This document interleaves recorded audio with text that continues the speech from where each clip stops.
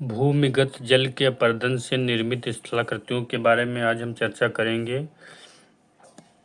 तो निम्नलिखित में से कौन सी भूमिगत जल के अपरदन से निर्मित स्थलाकृति नहीं है? कहने का मतलब है कौन भूमिगत जल के अपरदन से नहीं बना हुआ है। तो जो जियोल्ड है ये भूमिगत जल के अपरदन से नहीं बना हुआ है। तो फिर जियोल्ड स्थलाकृति बनी किससे है? तो देखते हैं भूमिगत जल के अपरदन से कौन सी स्थलाकृति बनी है। तो टेरा रोसा है, ये भूमिगत जल के अपरदन से बना है। फिर घोल रंध्र ये भी भूमिगत जल के अपरदन से बना है। फिर डोलाइन है, ये भी भूमिगत जल के अपरदन से बना है। तो टेरा रोसा है, घोल रंध्र है तथा डोलाइन है, ये सब भूमिगत जल के अपरदन से बनी स्थलाकृतियाँ हैं। जबकि जियोड जो है भूमिगत जल के अपरदन से बनी स्थलाकृति नहीं है।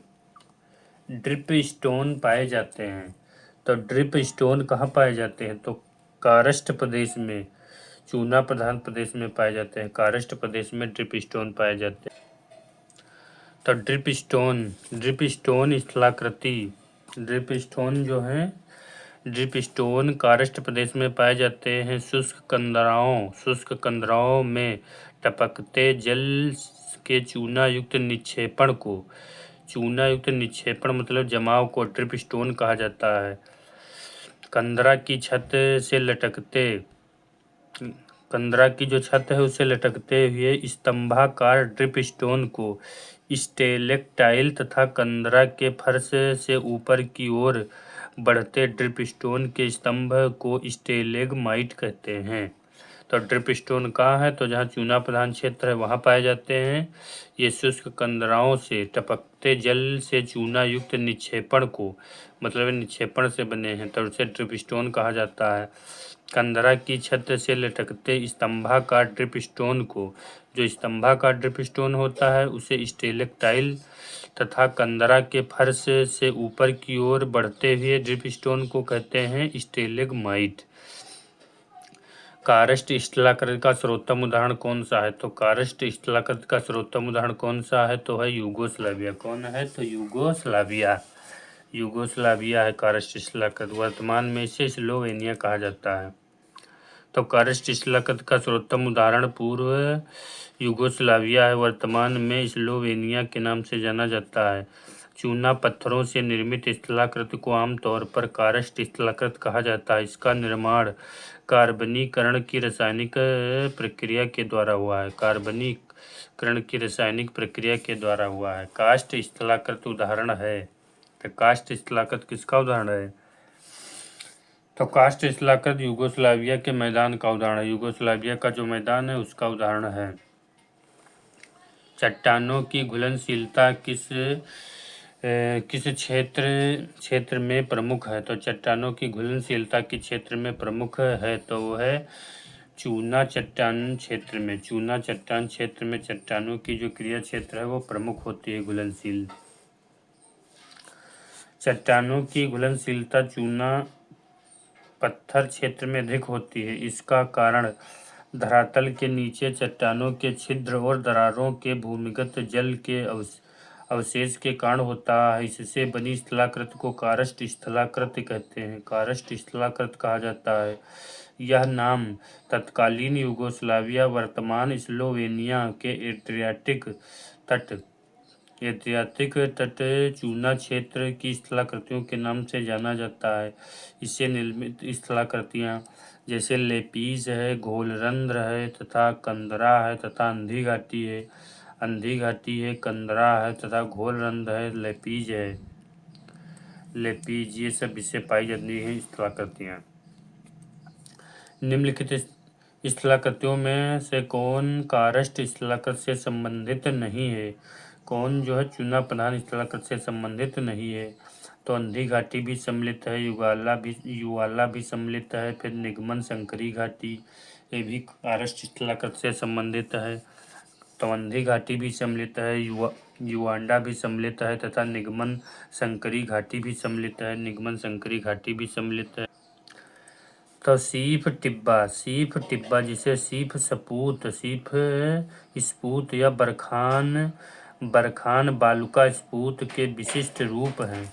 तो जो सीप टिब्बा है, जो सीप स्फूत है या बरखान बालुका स्फूत के विशिष्ट रूप हैं। बालुका स्फूत प्रायः अस्थायी तथा परिवर्तनशील होते हैं। बालुका स्फूत अस्थायी और परिवर्तनशील होते हैं। सामान्यतः आगे की ओर खिसकते जाते हैं। आगे की ओर क्या करते हैं? खिसकते जाते हैं। सीप या टिब्बा कारस्ट स्थलाकृति में सम्मिलित नहीं किया जाता है। निम्नलिखित में से कौन से निरीक्षणात्मक कार्य से संबंधित स्थलाकृति नहीं है? कौन जमाव के कारण नहीं बना हुआ स्थलाकृति? कौन सी स्थलाकृति भूमिगत जमाव के? तो स्टेलेक्टाइल ये भी बना हुआ है तथा कंदरा स्तंभ ये भी बना हुआ है तथा स्टेलेगमाइट और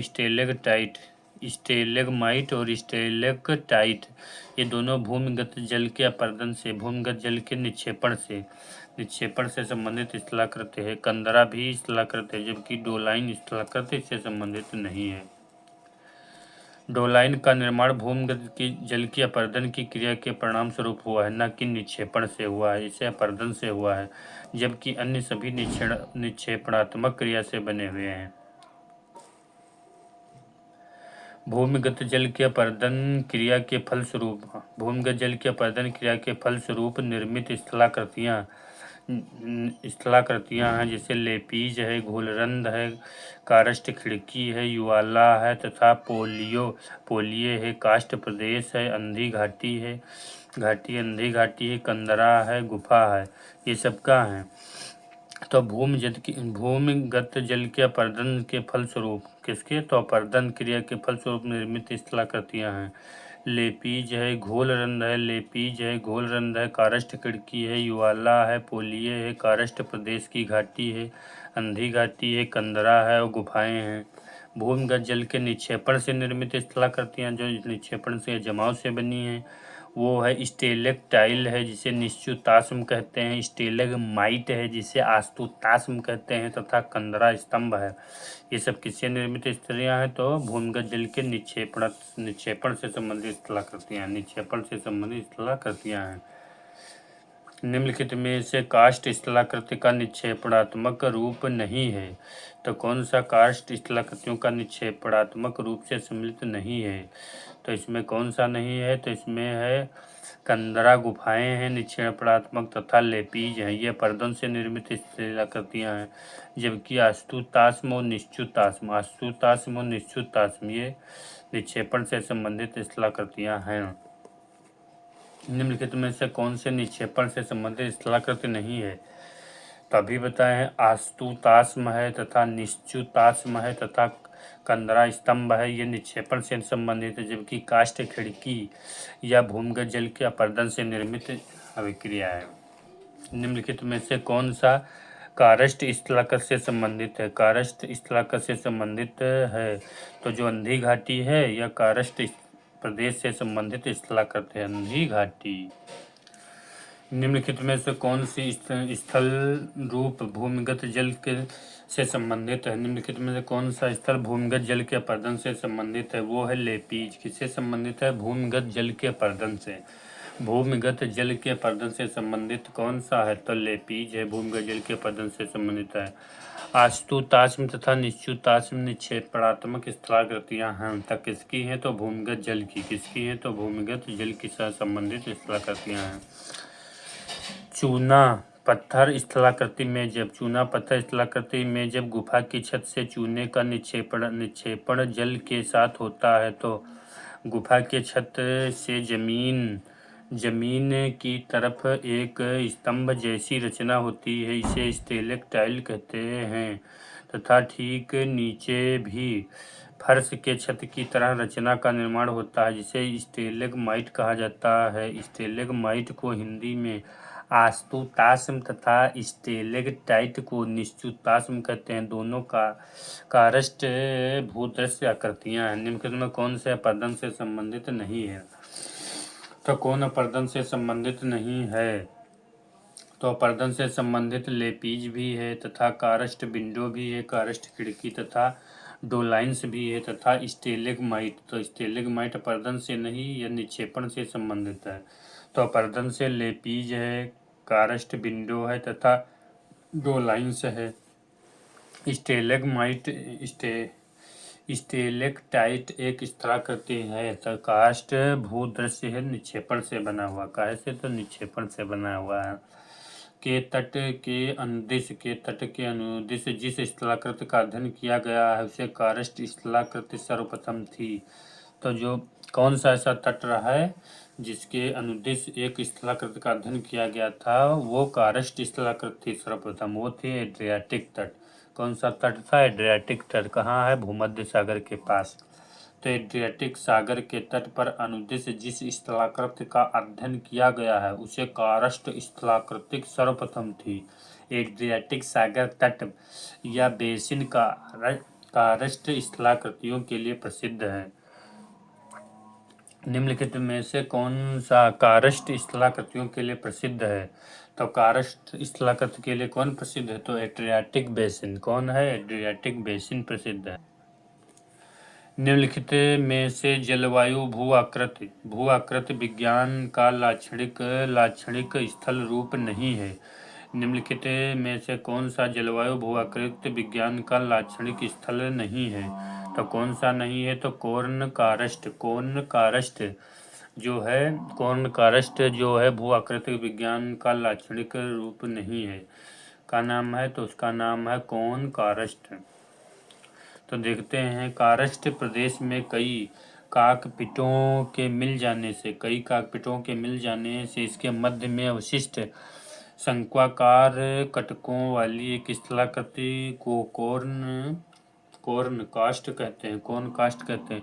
इंसेलबर्ग है, पेडीमेंट है तथा टार जलवायु भू आकृति विज्ञान के लाक्षणिक स्थलाकृति के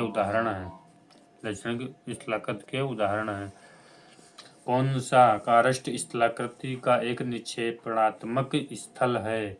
निम्नलिखित में कौन सा कारस्ट स्थलाकृति के निक्षेपणात्मक स्थल है? तो निक्षेपण से कौन सा बना है? जमाव से। तो वो है ट्रेवर्टाइन। कौन बना है? तो ट्रेवर्टाइन बना है।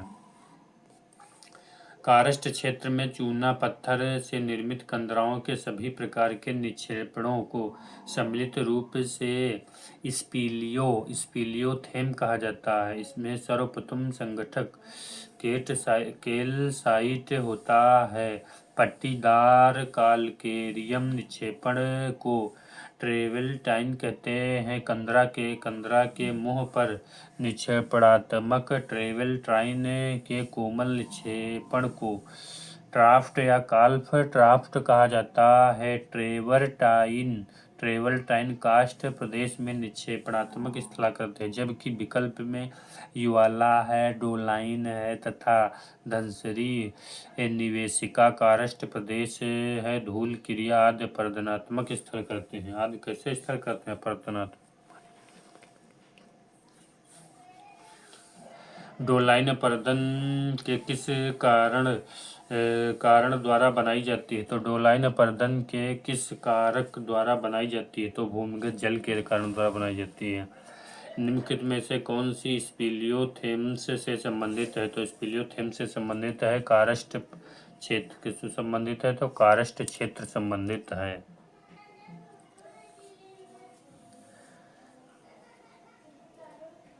कारस्ट के अपरदन चक्र के अंत में खड़ी अवशिष्ट घाटियों को क्या कहा जाता है? कारस्ट अपरदन चक्र के अंत में खड़ी अवशिष्ट घाटी को क्या कहते हैं? तो उसे हम्स कहते हैं। क्या कहते हैं? तो उसे हम्स कहते हैं। कारस्ट अपरदन चक्र कारस्ट के अपरदन चक्र के अंत में खड़ी अवशिष्ट पहाड़ी को हम्स कहा जाता है। अमेरिकी विद्वान बिंदी ने चूने की चट्टान वाले भाग में अपरदन चक्र की संकल्पना का प्रतिपादन किया। बिंदी ने कारस्ट चक्र को 3 अवस्थाओं में, प्रथम तरुणावस्था, द्वितीय प्रौढ़ावस्था, तृतीय जीर्णावस्था। इसमें अंतिम जीर्णावस्था में भूमिगत जल धाराएं पुनः सतह पर प्रकट हो जाती हैं और कारस्ट खिड़की, प्राकृतिक पुल और कारस्ट सुरंग और हम्स आदि का विकास करती हैं।